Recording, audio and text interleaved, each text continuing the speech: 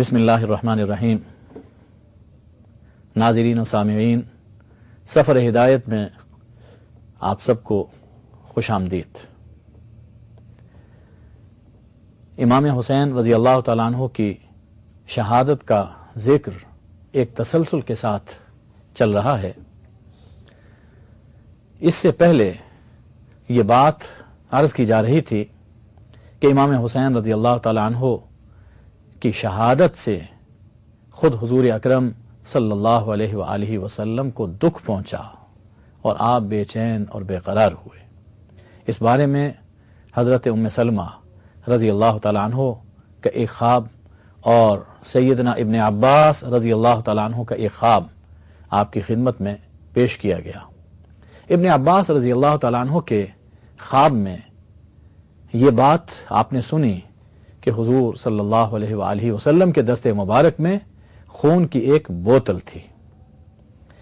اس کی تعبیر سمجھنے کی ضرورت ہے۔ دیکھیے، شرعی ضابطہ یہ ہے، شرعی حکم یہ ہے کہ جن مظالم کا اس دنیا میں فیصلہ نہیں ہوا یا غلط فیصلہ ہوا، قیامت کے دن اللہ ان کا فیصلہ خود فرمائے گا۔ امام حسین رضی اللہ عنہ اور ان کے رفقاء کے مظالم وہ ہیں کہ جن کا فیصلہ اور جن کی داد رسی اس دنیا میں ظالم حکومت کی وجہ سے نہ ہو سکی۔ حضور اکرم صلی اللہ علیہ وآلہ وسلم جو اس موقع پر رنجیدہ اور پریشان حال نظر آتے ہیں، اور آپ کے ہاتھ میں جو خون ہے، دراصل اس بات کی طرف اشارہ کیا جا رہا ہے کہ کوئی یہ نہ سمجھے کہ میرے اہل بیت، یہ میرا گھرانہ لاوارث ہے، ان کا میں خود وارث ہوں، اور ان کے خون کا اللہ کی عدالت میں قیامت کے دن دعویٰ میں خود دائر کروں گا۔ اور ہم سمجھ سکتے ہیں کہ جس مقدمے میں مدعی رسول اللہ صلی اللہ علیہ وآلہ وسلم ہوں اور قاضی خود اللہ جل شانہ ہوں، اس کا فیصلہ کیا ہوگا۔ ہمیں اس عدالت کے لیے اپنے آپ کو ابھی سے تیار کرنا چاہیے کہ ہم اس مقدمے میں رسول اللہ صلی اللہ علیہ وآلہ وسلم کی پشت کی جانب کھڑے ہوں اور آپ کے ساتھ کھڑے ہوں۔ صاحبو، ام المؤمنین رضی اللہ تعالی عنہا نے یہ خواب تو سنایا تھا۔ اس کے بعد جب خبر آئی تو انہوں نے ایک دعا کی تھی، بد دعا کی تھی کہ قتلوہ ملأ اللہ قبور بیوتہم وقبورہم نارا، کہ ان بدبختوں نے حسین کو شہید کر ڈالا، اللہ ان کے گھروں اور ان کی قبروں کو آگ سے بھر دے۔ ام المؤمنین رضی اللہ عنہا کی یہ دعا پوری ہوئی، اور جن ظالموں نے یہ ظلم برپا کیا تھا، تاریخ بتاتی ہے کہ ان کی زندگی بھی جہنم بنی، اور یقیناً احادیث کی روشنی میں، قرآن کی روشنی میں ان کی آخرت بھی جہنم ہے۔ یہ تو حضور صلی اللہ علیہ وآلہ وسلم کے گھر کے افراد تھے جن پر اس ظلم کی سنگینی واضح ہوئی۔ وہ لوگ جو اس وقت صفحہ ہستی پر چلتے پھرتے موجود تھے، دو تأثر ان کے آپ کی خدمت میں عرض کر رہا ہوں۔ حضرت حسین رضی اللہ تعالی عنہ کے اس قافلے کو کربلا سے پہلے کوفہ لے جایا گیا اور پھر وہاں سے دمشق پہنچایا گیا۔ دمشق سے واپس مدینہ طیبہ یہ قافلہ پہنچا۔ مدینہ طیبہ میں جب یہ قافلہ واپس آتا ہے تو ہاشمی گھرانے کی ایک خاتون، ایک روایت کے مطابق عقیل ابن ابی طالب رضی اللہ عنہ کی بیٹی، وہ باہر آئیں اور نہایت ہی دردناک لہجے میں یہ اشعار پڑھے اور پرسہ دیا۔ اشعار یہ تھے کہ ماذا تقولون ان قال النبی لکم ماذا فعلتم وانتم آخر الامم بأہلی بعطرتی و بأہلی بعد مفتقدی منہم اسارا و قتلا ذرجو بدمی. اگر رسول اللہ صلی اللہ علیہ وآلہ وسلم نے تم سے، امت سے، ان ظالموں سے یہ سوال کر لیا کہ میرے اس دنیا سے رخصت ہونے کے بعد تم نے میری عطرت اور میرے اہل و عیال کے ساتھ یہ کیسا سلوک کیا کہ آج ان میں کچھ قیدی ہیں اور کچھ خون میں لتھڑے ہوئے ہیں، تو بتاؤ کہ تم کیا اس کا جواب دو گے؟ پھر فرمایا کہ ما کان ھذا جزائی اذ نصحت لکم ان تخلفونی بسوء فی ذوی رحم. رسول اللہ صلی اللہ علیہ وآلہ وسلم کی زبان سے کہہ رہی ہیں کہ میں جو زندگی بھر تمہیں نصیحتیں کرتا رہا، تمہیں ہدایتیں بخشتا رہا، تو اس کا صلہ یہ نہ تھا کہ تم میرے ہی نور نظر اور میرے ہی دل و جان کے قرار کو یوں خاک و خون میں لتھڑا ہوا چھوڑو گے اور انہیں شہید کرو گے. یہ تأثر تو ہاشمی گھرانے کی خاتون کا تھا. اس کے بعد کچھ وقت اور گزرا اور یہ لوگوں میں تأثر اور غم وہ گہرا ہوتا چلا گیا، یہاں تک کہ ابراہیم نخعی رحمہ اللہ تعالی انہوں نے ایک بڑا عجیب جملہ کہا ہے. ابن جوزی اپنے زمانے کے بہت بڑے عالم، فقیہ، محدث، مفسر اور مبلغ تھے. حضرت شیخ عبد القادر جیلانی رحمہ اللہ کے ہم عصر ہیں. انہوں نے اپنی کتاب میں یہ جملہ ابراہیم نخعی کا نقل کیا. ابراہیم نخعی جلیل القدر تابعی ہیں، امام ابو حنیفہ رحمہ اللہ کے شیخ الشیخ، 300 صحابہ کی زیارت سے مشرف ہوئے اور صحابہ سے روایت کرتے ہیں. وہ فرماتے ہیں اس واقعے کے حوالے سے کہ لو کنت ممن شایع علی قتل الحسین، کہ اگر میں بالفرض ان لوگوں میں شامل ہوتا کہ جو قتل حسین کے لیے چلے اور ان کو رخصت کرنے کے لیے گئے، یعنی قاتلوں میں نہیں بلکہ ان قاتلوں کا لشکر جب روانہ ہو رہا تھا تو ان کو رخصت کرنے کے لیے جو لوگ چلے، اگر میں بالفرض ان لوگوں میں بھی شامل ہوتا اور پھر قیامت کے دن مجھ سے یہ کہا جائے کہ جنت میں داخل ہو جاؤ، لستحییت ان یرانی رسول اللہ صلی اللہ علیہ وآلہ وسلم وقد فعلت ما فعلت، تو مجھے اس سے حیا آئے گی کہ میں کس منہ سے رسول اللہ صلی اللہ علیہ وآلہ وسلم کے پاس جاؤں گا کہ میں ان قاتلوں کے ہمراہ چلا تھا اور ان کو میں نے رخصت کیا تھا. آپ تصور کیجئے کہ صرف رخصت کرنا اتنا باعث شرم اور باعث حیا فعل ہے، تو جن لوگوں نے خود شہید کیا حضرت امام حسین کو اور پورے اہل بیت پر ظلم و ستم کے پہاڑ توڑے، وہ کل قیامت کے دن رسول اللہ صلی اللہ علیہ وسلم کو کیا منہ دکھائیں گے؟ اور یہ تأثر ابراہیم نخعی کا بالکل ٹھیک تأثر تھا.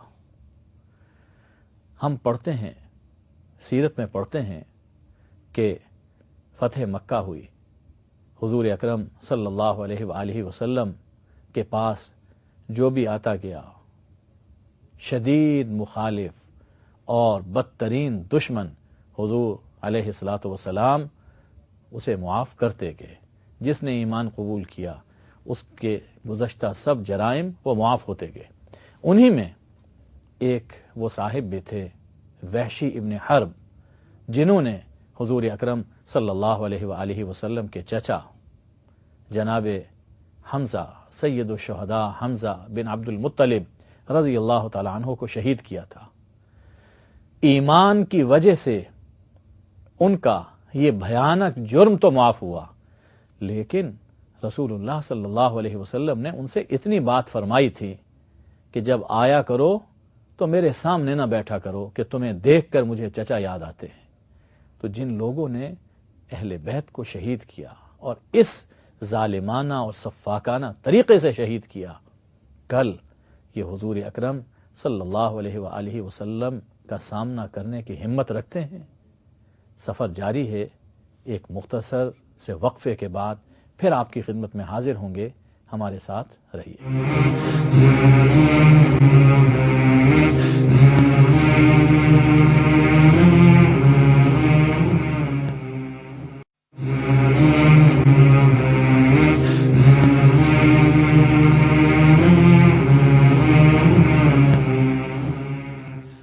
سفر ہدایت میں آپ سب کو خوش آمدید. امام حسین رضی اللہ تعالیٰ عنہ کی شہادت پر تأثرات آپ کی خدمت میں پیش کیے گئے. اب مختصر طور پر اس کے اثرات کا ہم جائزہ لیتے ہیں. امام حسین رضی اللہ تعالیٰ عنہ کی یہ شہادت در حقیقت اسلام کے سیاسی نظام خلافت کی بقا اور احیاء سے تعلق رکھتی ہے. نظام خلافت اللہ کے حکم کو اپنے اوپر اور زمین پر نافذ کرنے کا نام ہے. رسول اللہ صلی اللہ علیہ وآلہ وسلم نے یہی نظام نافذ کیا. تمام انبیاء اسی نظام کو لے کر آئے اور آپ کے بعد خلفائے راشدین رضوان اللہ علیہم اجمعین نے یہی نظام نافذ کیا تھا. حضور صلی اللہ علیہ وآلہ وسلم نے اپنی زندگی ہی میں اس حوالے سے کچھ پیشگوئیاں بھی فرمائی تھیں جس سے ہمیں نظام خلافت اور نظام ملوکیت کے درمیان فرق وہ سمجھ میں آتا ہے. ایک روایت گوش گزار کر رہا ہوں. حضرت حذیفہ ابن یمان رضی اللہ تعالیٰ عنہ رازدار نبوت صاحب سر النبی صلی اللہ علیہ وآلہ وسلم کا لقب رکھتے ہیں. حضور صلی اللہ علیہ وآلہ وسلم نے انہیں کچھ اسرار سے آگاہ فرمایا تھا. حضرت حذیفہ روایت فرماتے ہیں کہ رسول اکرم صلی اللہ علیہ وسلم نے فرمایا کہ جب تک اللہ چاہے گا تم میں نبوت رہے گی، پھر اللہ تعالیٰ اسے اٹھا لے گا. اس کے بعد خلافت علی منہاج النبوت کا دور آئے گا. پھر جب تک اللہ چاہے گا خلافت رہے گی، پھر اللہ تعالیٰ اسے بھی اٹھا لے گا. اس کے بعد کاٹ کھانے والی ملوکیت آئے گی، اور جب تک اللہ چاہے گا رہے گی، پھر اللہ تعالیٰ اسے بھی اٹھا لے گا. اس کے بعد پھر خلافت علی منہاج النبوت کا دور آئے گا. اتنا فرما کر حضور اکرم صلی اللہ علیہ وآلہ وسلم خاموش ہو گئے. یہ حدیث اور اس طرح کی دوسری کئی احادیث خلافت اور ملوکیت کے درمیان فرق واضح کرتی ہیں. اقبال اسی حوالے سے بڑی واضح طور پر فرماتے ہیں کہ خلافت بر مقام ما گواہی است، حرام است آنچ بر ما پادشاہی است. ملوکیت ہما مکرست و نیرنگ، خلافت حفظ ناموس الہی است. کہ خلافت ہمارے مقام بلند پر شہادت ہے. انسان کا بلند مقام یہ ہے کہ وہ زمین پر اللہ کا خلیفہ ہے. تو خلافت انسان کے مقام بلند کی شہادت دیتی ہے، اور وہ جو ہم پہ حرام ہے وہ بادشاہی ہے. فرماتے ہیں کہ یہ نظام ملوکیت یہ سراسر مکر و فریب ہے، جبکہ نظام خلافت ناموس الہی، آئین الہی کی حفاظت کا نام ہے.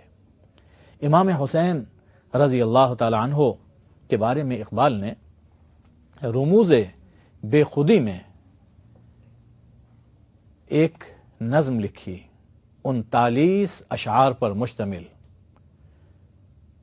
معنی حریت اسلامیہ و سر حادثہ کربلا.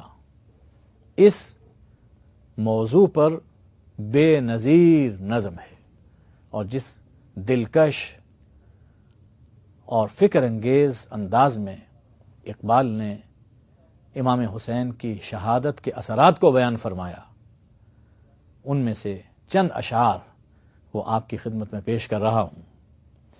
فرماتے ہیں کہ چون خلافت رشتہ از قرآن گسیخت، حریت را زہر اندر کام ریخت.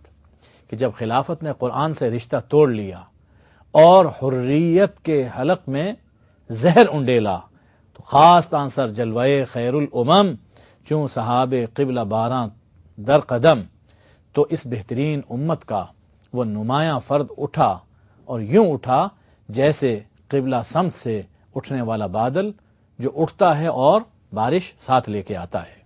بر زمین کربلا بارید و رفت، لالا در ویرانہا کارید و رفت، وہ کربلا کی سرزمین پہ برسا اور چلا گیا، ویرانے میں گلے لالا کے بیج بوئے اور رخصت ہو گیا۔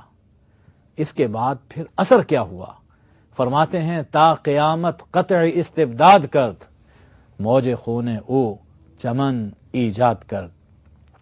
امام حسین نے قیامت تک استبداد، ملوکیت اور آمریت کے جواز کی جڑ کاٹ دی، اور آپ کے موج خون نے جہد حق کا ایک نیا چمن ایجاد کیا۔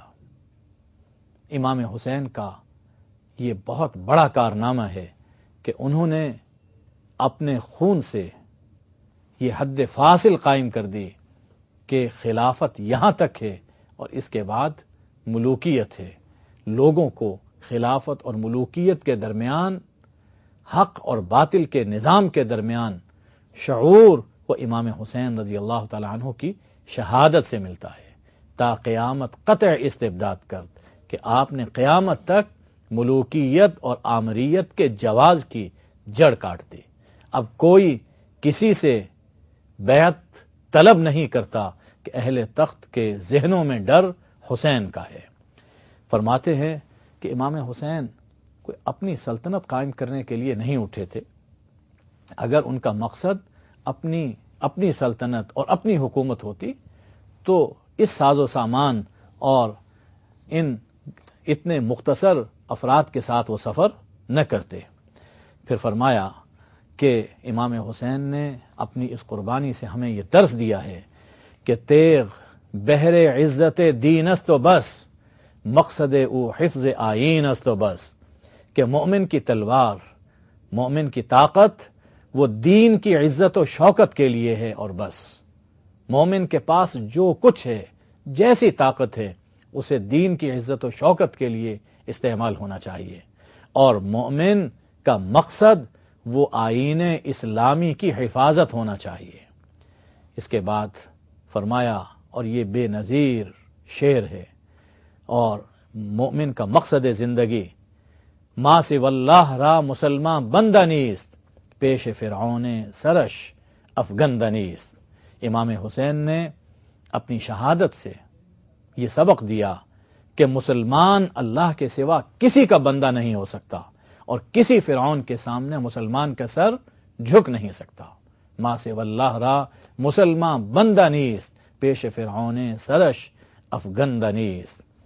در حقیقت اقبال نے دوسرے مقام پر بھی یہی بات کہی کہ تو جھکا جب غیر کے آگے، نہ من تیرا نہ تن۔ تو مومن ہے ہی وہ کہ جس کا سر جھکے تو بس اللہ کے سامنے جھکے، اور اللہ کے آئین کا وہ پابند رہ کر اپنی زندگی بسر کرے۔ فرماتے ہیں کہ خون او تفسیر این اسرار کرد، ملت خابید را بیدار کرد۔ امام حسین کی اس شہادت نے، آپ کے خون نے ان اسرار کی تفسیر کی، اور وہ ملت جو سو رہی تھی، خواب غفلت کے مزے لوٹ رہی تھی، امام حسین کی اس شہادت کے بعد یکدم وہ بیدار ہوئی، اور ان کا شعور وہ جاگا کہ کتنا بڑا سانحہ ہو گیا، کس مقصد کے لیے ہو گیا۔ فرماتے ہیں کہ رمز قرآن از حسین آموختیم، ز آتش او شعلہا اندوختیم۔ ہم نے رمز قرآن حسین سے ہی سیکھی ہے، اور آپ ہی کی آگ سے ہم نے شعلے اکٹھے کیے ہیں۔ یہ رمز قرآن کیا ہے؟ خود اقبال علیہ الرحمہ سے جب پوچھا گیا تو فرمایا کہ تعلیمات قرآن کی روح یہ ہے کہ باطل کا مقابلہ کرنے کے لیے ہر وقت سر بکف رہو، اور اگر ضرورت ہو تو جان دینے سے بھی دریغ نہ کرو۔ آخر میں فرماتے ہیں کہ اے صبا، اے پے کے دور افتادگاں، اشک ماں بر خاک پاک او رساں۔ اے صبا، اے دور افتادوں کی پیامبر، آپ کی خاک پاک پر ہمارا نذرانہ اشک پہنچا۔ یہ آنسو اس حوالے سے بھی پہنچا کہ کچھ تو وہ لوگ ہیں کہ جنہوں نے آپ کا خون بہایا، وہ دشمن اور دنیا پرست تھے۔ لیکن آج ہم اس غم میں بھی رو رہے ہیں کہ جو اپنے آپ کو آپ کا کہتے ہیں، آپ کا سمجھتے ہیں، دینداری کا زام رکھتے ہیں اور آپ کا ذکر کرتے ہیں، انہوں نے بھی آپ کا خون بیچ ڈالا اور اب تک بیچ رہے ہیں۔ ملوکیت کے ہمنوا اور آمریت کے دست و بازو بن کر آپ کو بار بار شہید کر رہے ہیں۔ جس مقصد کے لیے آپ نے اتنی عظیم قربانی دی وہ ہنوز شرمندہ تکمیل ہے۔ السلام علیکہ یا ابا عبداللہ الحسین ورحمۃ اللہ وبرکاتہ۔ آپ کی رفاقت کا شکریہ۔